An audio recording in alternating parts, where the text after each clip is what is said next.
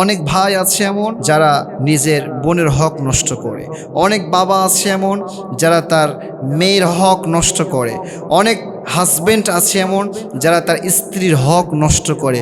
খবরদার, আপনি যত বড়ই হাজির সাহেব হন না কেন, আপনি যত বড়ই মাওলানা সাহেব হন না কেন, যত বড় হুজুর হন না কেন, আপনি যত বড় যাই হয়ে যান না কেন, আপনি যদি বান্দার হক নষ্ট করেন, বান্দা যতক্ষণ পর্যন্ত আপনাকে মাফ না করবে ততক্ষণ পর্যন্ত আল্লাহর জান্নাত আপনার জন্য হারাম হয়ে যাবে। আমরা মনে করি রিজিক কমে গেছে, বাট কখনো কি নিজে নিজে ভেবে দেখেছেন যে আমরা এমন কি কোনো কাজ করছি যে কাজটার মাধ্যমে আল্লাহ তাআলা আমাদের রিজিকটাকে কমিয়ে দিচ্ছে? হ্যাঁ, আপনি ঠিকই শুনেছেন। 60টা কারণ এমন আছে যে 60টি কারণে মানুষের রিজিক কমে যায়। এই 60টা কাজ যদি কোনো মানুষ করে, ওই ব্যক্তি যত বেশি ইনকাম করুক না কেন, ওই ব্যক্তি তার রিজিকের মধ্যে কোনো বরকত খুঁজে পাবে না। নাম্বার 1, যে ব্যক্তি গুনাহের কাজ করবে, যে ব্যক্তি আল্লাহ তাআলার অবাধ্যতা করবে, আল্লাহ তাআলা ওই ব্যক্তির রিজিকের মধ্যে কোনো বরকত দিবে না। সে যতই বেশি ইনকাম করুক না কেন, ওই ব্যক্তি দিন শেষে তার রিজিকের মধ্যে কোনো বরকত খুঁজে পাবে না। এর কারণ হচ্ছে গুনাহ, এটা হচ্ছে অন্ধকারের ন্যায়, আর ভালো কাজ, নেক কাজ, এটা হচ্ছে আলোর ন্যায়। যে জায়গাতে অন্ধকার ছেয়ে পড়ে, যে জায়গাতে গুনাহ দ্বারা ভরপুর হয়ে যায়, সে জায়গাটা আস্তে আস্তে এমনিতেই অন্ধকার হয়ে যায়। আর যখন একটা জায়গা অন্ধকার হয়ে যায়, সে জায়গাতে আর আলোর কোনো দিশা খুঁজে পাওয়া যায় না। এজন্য যখন মানুষ গুনাহের কাজ করা শুরু করে দেয়, যখন মানুষ আল্লাহ তাআলার অবাধ্যতা শুরু করে দেয়, ঠিক ওই মুহূর্তে আল্লাহ তাআলা বান্দার রিজিকটাকে কমিয়ে দেয়, বান্দার রিজিক থেকে আল্লাহ তাআলা বরকতটা তুলে নেয়। 2 নম্বর যে কাজের কারণে মানুষের রিজিকটা কমে যায়, সেটা হচ্ছে নামাজে অবহেলা। অনেক মানুষ আছে এমন যার নামাজ পড়ে ঠিক, কিন্তু নামাজের মধ্যে অবহেলা করে, নামাজের মধ্যে খুশু খুজু অবলম্বন করে না। অনেক মানুষ আছে এমন যার নামাজও পড়ে, আবার দেখবেন দাড়িও চুলকায়, আছে না নাই? আবার অনেক মানুষ আছে এমন যারা রুকু করে ঠিক, কিন্তু রুকু থেকে সোজা হয়ে দাঁড়াতে চায় না।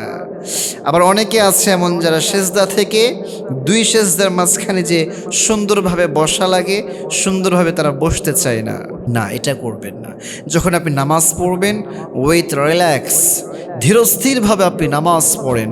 আল্লাহ তাআলা সূরাতুল মুমিনুনের মধ্যে বলছেন, قد أفلح المؤمنون الذين هم في صلاتهم خاشعون, সফল হয়েছে তারা, ঈমান এনেছে যারা। আর আল্লাহ তাআলা এই জায়গাতে মুমিনদের 60টা বৈশিষ্ট্যের কথা আল্লাহ তাআলা বর্ণনা করে দিয়েছেন। এই 60টা বৈশিষ্ট্যের ভিতরে নাম্বার 1 যে বৈশিষ্ট্যের কথা বলেছে, সেটা হচ্ছে যারা মুমিন বান্দা হবে, যারা নিজেকে মুমিন বলে দাবি করবে, এরা নামাজের মধ্যে কখনো অলসতা করবে না, নামাজের মধ্যে তারা অবহেলা করবে না। যখন তারা নামাজ পড়বে, খুশু খুজুর সাথে নামাজ পড়বে। তারা যখন সেজদা করবে, রিল্যাক্সের সাথে সেজদা করবে। যখন তারা রুকু করবে, উইথ রিল্যাক্স তারা রুকু করবে। যখন তারা নামাজ দাঁড়াবে, তখন নামাজ দাঁড়িয়ে তারা দাড়ি চুলকাবে না, বিভিন্ন এদিক সেদিক তারা তাকাতাকি করবে না। এজন্য বলবো, যদি নামাজ পড়েন, নামাজটা পড়বেন নামাজ পড়ার মতো, রিল্যাক্সের সাথে আপনি নামাজ পড়বেন। যদি আপনি নামাজের মধ্যে অবহেলা করেন, যদি আপনি নামাজের মধ্যে খুশু খুজু অবলম্বন না করেন, আপনি যতই বেশি ইনকাম করেন না কেন, আল্লাহ তাআলা আপনার এই ইনকামের ভিতরে কোনো বরকত দান করবে না। প্রিয় ভাইয়েরা, 3 নাম্বার যে কারণে মানুষের রিজিক কমে যায়, মানুষের রিজিক থেকে আল্লাহ তাআলা বরকতটাকে তুলে নেয়, সেটা হচ্ছে হারাম উপার্জন। যদি কোনো বান্দা হারাম উপার্জন করে, সে যতই টাকা ইনকাম করুক না কেন, সে তার রিজিকের মধ্যে সর্বদা টান টান ভাব দেখতে পাবে। কোনো সময় সে তার রিজিকের মধ্যে বরকত খুঁজে পাবে না। অনেক মানুষ আছে এমন যারা দেখবেন সুদ খায়, ঘুষ খায়, নিচেরটাও খায়, উপরটাও নেয়, হালাল হারাম জাস্টিফাই করে না। সে যেমনে পায় তেমনি সে টাকা ইনকাম করে। সে দেখে না আমি যে টাকাটা ইনকাম করলাম, ইটস হালাল অর হারাম। সে এটা দেখে না যে এটা কি হালাল নাকি হারাম। সে মনে করে আমি অনেক বেশি টাকা ইনকাম করলাম, কিন্তু না, আপনি হতে পারে বাহ্যিকভাবে অনেক বেশি টাকা ইনকাম করলেন, কিন্তু আপনার এই টাকার ভেতরে কোনো বরকত থাকবে না। দেখবেন এমন এমন আল্লাহ তাআলা আপনাকে রোগ দিবে, এক রোগের পিছনেই আপনার লাখ লাখ টাকা চলে গিয়েছে। আর যে মানুষটা ইনকাম করে কম বাট তার পূর্ণ ইনকাম হচ্ছে হালাল ইনকাম, ওই মানুষটা যদি একটু কমও ইনকাম করে, দেখবেন আল্লাহ তাআলা ওই বান্দার রিজিকের মধ্যে একটা আলাদাই বরকত দান করে। প্রিয় ভাইয়েরা, ঠিক আছে কিনা বলেন?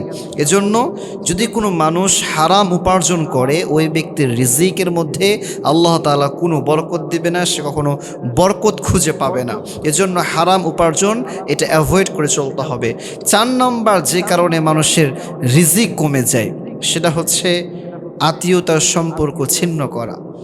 আজকাল আমাদের সোসাইটির দিকে তাকালে দেখবেন অনেক মানুষ আছে যারা তাদের নিজের আত্মীয় স্বজনদের সাথে সম্পর্ক রাখতে চায় না, তারা সম্পর্ক রাখে দূরের মানুষের সাথে।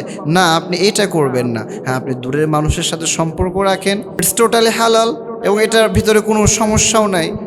বাট আপনাকে সর্বপ্রথম আপনার আত্মীয়তার সম্পর্ক বজায় রেখে কাজ করতে হবে। অনেক মানুষ আছে যে নিজের ভাইয়ের সাথে চলাফেরা করতে চায় না, অনেক বোন আছে নিজের ভাইয়ের সাথে চলাফেরা করতে চায় না, অনেক ভাই আছে নিজের বোনের সাথে চলাফেরা করতে চায় না। না, আপনি এটা করবেন না। যে বান্দা আত্মীয়তার সম্পর্ক ছিন্ন করবে, সে বান্দা যতই বেশি ইনকাম করুক না কেন, তার রিজিকের মধ্যে সে কোনো ধরনের বরকত খুঁজে পাবে না। এজন্য বলবো, যদি আপনি বরকত পেতে চান, যদি আপনি চান যে আপনার রিজিকের মধ্যে বরকত আসুক, আপনি আত্মীয়তার সম্পর্ক ঠিক রাখবেন।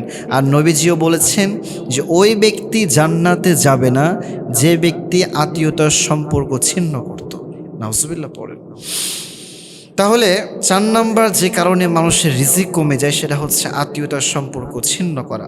5 নম্বর রিজিক কমে যাওয়ার কারণ হলো বান্দা যখন আল্লাহ তাআলার নিয়ামতের নাফরমানি করে, যখন বান্দা আল্লাহ তাআলার নিয়ামতের শুকরিয়া আদায় করে না, ঠিক ওই জায়গাতে আল্লাহ তাআলা বান্দার রিজিকটাকে কমিয়ে দেয়। আল্লাহ তাআলা সূরাত ইব্রাহিমের মধ্যে বলছেন, লা ইন শাকারতুম লা আযীদান্নাকুম, if you thanks I will give more. যদি তোমরা আমি আল্লাহ তাআলার নিয়ামতের শুকরিয়া আদায় করো, আমি আল্লাহ তাআলা তোমাদের রিজিকটাকে, তোমাদের নিয়ামতটাকে বাড়িয়ে দিব। সুবহানাল্লাহ পড়েন।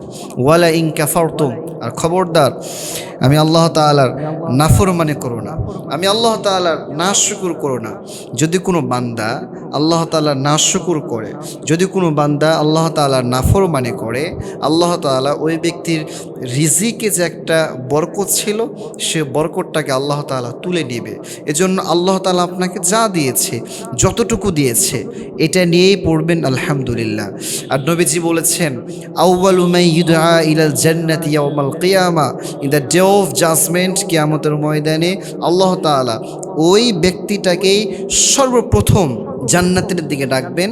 আল্লাযীনা ইয়াহমাদুনাল্লাহা ফিস সাররাই ওয়াদ দাররা, যারা সুখে কিংবা দুঃখে, সচ্ছল কিংবা অসচ্ছল, সর্ব অবস্থায় আল্লাহ তাআলার কাছে পড়তো আলহামদুলিল্লাহ। এজন্য ভাই, আপনি যে অবস্থাতে থাকবেন, আল্লাহ তাআলা আপনাকে যতটুকু দিয়েছে এতটুকু নিয়েই যদি আপনি আলহামদুলিল্লাহ পড়তে পারেন, দেখবেন আল্লাহ তাআলা আপনার রিজিকটাকে বাড়িয়ে দেবে। আর যে মানুষ দেখবেন আছে অনেক বেশি, কিন্তু এরপরও তার নাই নাই নাই নাই ভাব যায় না, সে বলে আমার কিছুই নাই, আমার আরও লাগবে আরও লাগবে, আল্লাহ ওরে সারাটা জীবন এইরকম নাই নাই করেই রাখে। আর আপনি যদি শুকরিয়া আদায় করেন, আল্লাহ তাআলা আপনার রিজিকের মধ্যে বরকত দান করবেন। 6 নম্বর যে কারণে মানুষের রিজিকটা কমে যায় সেটা হচ্ছে মানুষের হক নষ্ট করা। মাথায় রাখবেন, হক হচ্ছে 2 প্রকার, একটা হচ্ছে হকুল্লাহ আর একটা হচ্ছে হকুল ইবাদ। আল্লাহ তাআলার হক আল্লাহ চাইলে মাফ করেও দিতে পারে, বাট বান্দার হক যদি আপনি নষ্ট করেন, বান্দা যতক্ষণ পর্যন্ত আপনাকে মাফ না করবে ততক্ষণ পর্যন্ত আপনি আল্লাহর জান্নাতে ঢুকতে পারবেন না। অনেক ভাই আছে এমন যারা নিজের বোনের হক নষ্ট করে, অনেক বাবা আছে এমন যারা তার মেয়ের হক নষ্ট করে, অনেক হাজব্যান্ড আছে এমন যারা তার স্ত্রীর হক নষ্ট করে। খবরদার, আপনি যত বড়ই হাজির সাহেব হন না কেন, আপনি যত বড়ই মাওলানা সাহেব হন না কেন, যত বড় হুজুর হন না কেন, আপনি যত বড় যাই হয়ে যান না কেন, আপনি যদি বান্দার হক নষ্ট করেন, বান্দা যতক্ষণ পর্যন্ত আপনাকে মাফ না করবে ততক্ষণ পর্যন্ত আল্লাহর জান্নাত আপনার জন্য হারাম হয়ে যাবে প্রিয় ভাইয়েরা। এজন্য বলবো, হক কখনো কারো নষ্ট করবেন না। হক নষ্ট করলে রিজিকও কমে যাবে, আবার এই হক নষ্ট করলে আল্লাহ তাআলা আপনার জন্য জান্নাতটাকেও কিন্তু হারাম করে দিবে। এজন্য হকের ব্যাপারে খুব সেন্সিটিভ নিজেকে মনে করবেন। এ হক নষ্ট করে কখনো কেউ পার পাবে না প্রিয় ভাইরা। এজন্য আল্লাহ তাআলা আমাদের সবাইকে এই হক নষ্ট করা থেকে বাঁচার তৌফিক দান করুন, আমিন। সর্বশেষ 7 নাম্বার, এই কারণেও মানুষের রিজিকটা কমে যায়, বাট অনেকেই জানে না। যে মানুষ তওবা করা বন্ধ করে দেয়, যে মানুষ ইস্তিগফার করা বন্ধ করে দেয়, আল্লাহ তাআলা ওই মানুষের রিজিকটাকে কমিয়ে দেয়। আর যে মানুষ বেশি বেশি তাওবা করে, বেশি বেশি ইস্তিগফার করে, আল্লাহ তাআলা ওই ব্যক্তির রিজিকের মধ্যে এত বেশি বরকত দান করে যা সে 2 হাতে নিয়েও শেষ করতে পারে না। নবীজি বলেছেন, মান লাজিমাল ইস্তিগফার, যে ব্যক্তি ইস্তিগফারের সাথে আঠার মতো লেগে থাকবে, আল্লাহ তাআলা ওই ব্যক্তির রিজিকের কোনো কমতি রাখবে না। আল্লাহ তাআলা তাকে এত পরিমাণ রিজিক দান করবে যা সে 2 হাতে নিয়েও শেষ করতে পারবে না। আবার এই ইস্তিগফারের এত বেশি ফজিলত, আপনি যত বেশি ইস্তিগফার পড়বেন আল্লাহ তাআলা আপনার জীবনের গুনাহগুলো মাফ করবেন। পাশাপাশি আল্লাহ তাআলা আপনাকে সব ধরনের বিপদ আপদ থেকে হেফাজত করবেন। এজন্য বলবো, যদি আপনি চান যে আপনার রিজিকের মধ্যে বরকত হোক, যদি আপনি চান যে আপনার রিজিকটাকে আল্লাহ তাআলা আরও বাড়িয়ে দিক, তাহলে এই 7টা কাজ কখনোই করা যাবে না। সর্বশেষ একটা কথা বলে আজকে লেকচার শেষ করতে চাই, সেটা হচ্ছে, আমরা অনেক সময় মনে করি শুধুমাত্র টাকা পয়সাই হচ্ছে রিজিক, কিন্তু বিষয়টা তা নয়। আপনি যে সুস্থ আছেন, আল্লাহ তাআলা যে আপনাকে সুস্থ রেখেছে, এটাও অনেক বড় একটা রিজিক। আপনার পরিবারের ভিতরে যে একটা সুখ আছে, এই সুখটা আল্লাহ তাআলার পক্ষ থেকে অনেক বড় একটা রিজিক।